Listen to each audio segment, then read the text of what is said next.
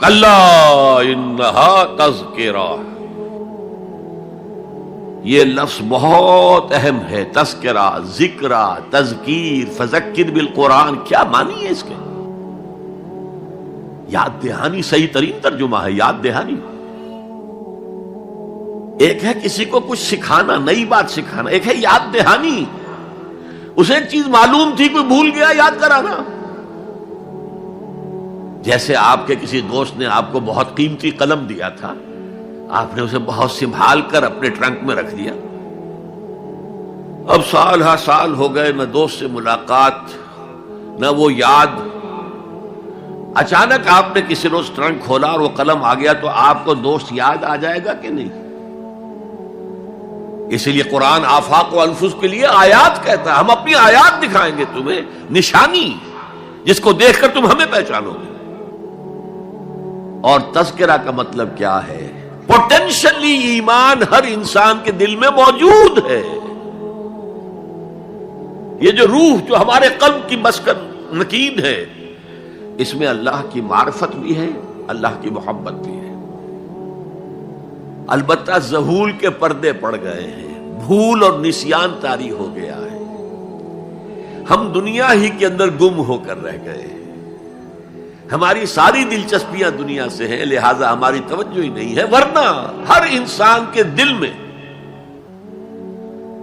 یہ جو یہاں ہندوستان میں کہتے ہیں آتما اور پرماتما، آتما اور پرماتما کا تو تعلق بہت گہرا ہے.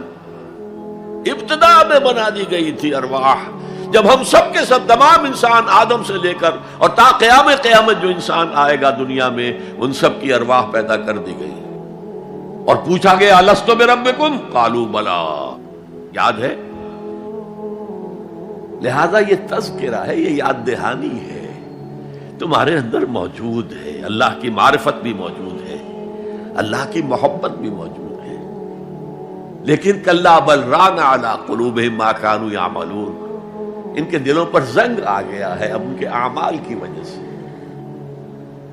شیشہ جو ہے وہ زنگ آلود ہو گیا. حضور نے فرمایا ان هذه القلوب لتصدع كما يصدع الحديد اذا اصابه الماء، ان دلوں پر بھی زنگ آ جاتا ہے جیسے کہ لوہے کے اوپر پانی پڑتا رہے تو اس کو زنگ آ جاتا ہے.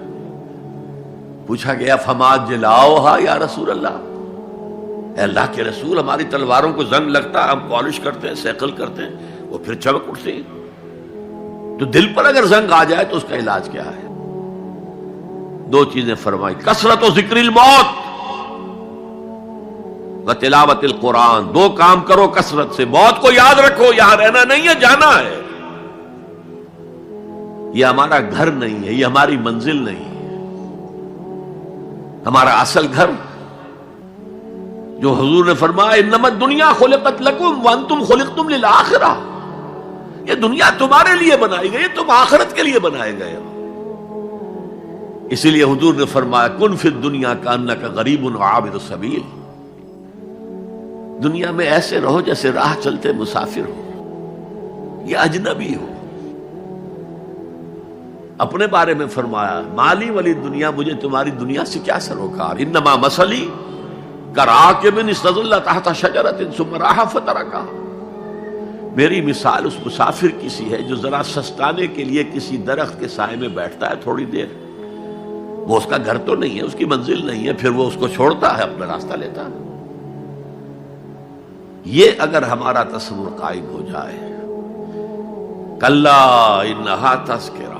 اب اس کے بعد جو الفاظ آئے فی صحف مکرمۃ مرفوعۃ مطہرۃ بایدی سفرۃ کرام بررہ، یہ جو قرآن ہے، جو تذکرہ ہے، یہ بڑے ہی انتہائی پاکیزہ صحیفوں میں ہے. فی صحف مکرمۃ، بڑے باعزت، مرفوعۃ مطہرۃ، مرفوع بلند اور انتہائی پاک. بے ایدی سفرۃ، یہ کن کے ہاتھوں میں ہے؟ لکھنے والے وہ فرشتے. بے ایدی سفرۃ کرام بررہ، جو نہایت باعزت ہے، بہت وفادار ہے اللہ کے. یعنی اصل قرآن کہاں ہے؟ لوح محفوظ میں ہے. اصل قرآن کہاں ہے؟ ابھی اگلی جو پڑھیں گے ہم، کتاب مکنون، چھپی ہوئی